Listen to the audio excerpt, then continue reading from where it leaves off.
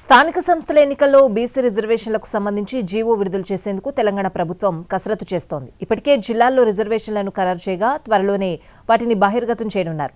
దాంతో బీసీలకు 42% రిజర్వేషన్లు కల్పిస్తూ జీవో విడుదల చేసేందుకు బీసీ సంక్షేమ శాఖ సిద్ధమైంది. తెలంగాణలో స్థానిక సంస్థల ఎన్నికల ప్రక్రియలో భాగంగా రిజర్వేషన్లు కొలిక్కి వచ్చాయి.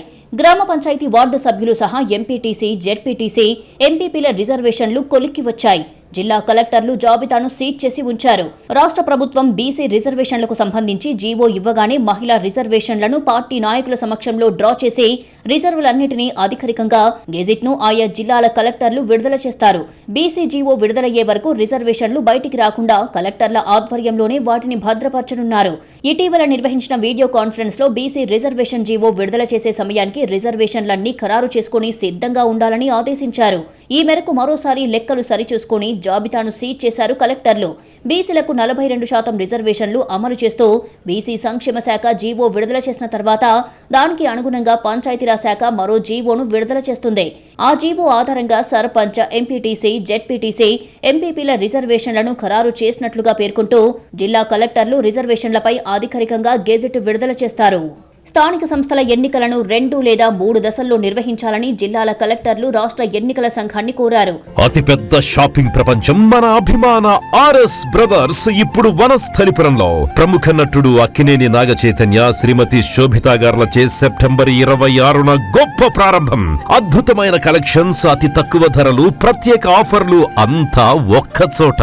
RS brothers, Panama godown, Vanasthalipuram.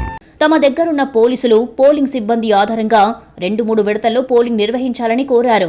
ఒకే దశలో ఎన్నికలు నిర్వహించాలంటే పోలింగ్ సిబ్బంది ఎక్కువ సంఖ్యలో అవసరమవుతారని, అంత సంఖ్యలో ప్రభుత్వ ఉద్యోగులు, అధికారులు లేరని నివేదించారు. చిన్న జిల్లాలకు సంబంధించిన కలెక్టర్లు 2 దశల్లో, పెద్ద జిల్లాలకు సంబంధించిన కలెక్టర్లు, సమస్యాత్మక గ్రామాలు, మండలాలు ఉన్నవారు 3 దశల్లో ఎన్నికలు నిర్వహించాలని నివేదించినట్లుగా సమాచారం. ఈ నేపథ్యంలో ఎన్నికల కమిషన్ ఏ విధమైన నిర్ణయం తీసుకుంటుంది అనేది ఆసక్తికరంగా మారింది. రిజర్వేషన్లు రాగానే మరోసారి రాష్ట్ర పోలీసులు, ప్రభుత్వ ప్రధాన కార్యదర్శితో సమావేశం నిర్వహించే ఎన్నికలను ఎన్ని దశల్లో నిర్వహించేది ఖరారు చేయనుంది ఎలక్షన్ కమిషన్. స్థానిక సంస్థల ఎన్నికల నిర్వహణలో భాగంగా ఎంపీటీసీ, జెడ్పీటీసీ, సర్పంచ్ ఎన్నికలకు రిటర్నింగ్ ఆఫీసర్లను నియమించాలని రాష్ట్ర ఎన్నికల సంఘం ఆదేశాలు జారీ చేసింది. గతంలోనే ఆర్వోలను నియమించారు. అయితే ఈ మధ్యకాలంలో వారిలో కొందరికి పదోన్నతులు, బదిలీలు జరిగాయి. మరికొందరు రిటైర్ అయ్యారు. దీంతో జాబితాను మరోసారి పరిశీలించి ఆర్వోలు లేని చోట్ల కొత్త వారిని నియమించనున్నారు. ఇలా జిల్లా వ్యాప్తంగా అపాయింట్మెంట్ పూర్తయ్యాక వారికి శిక్షణ ఇస్తారు.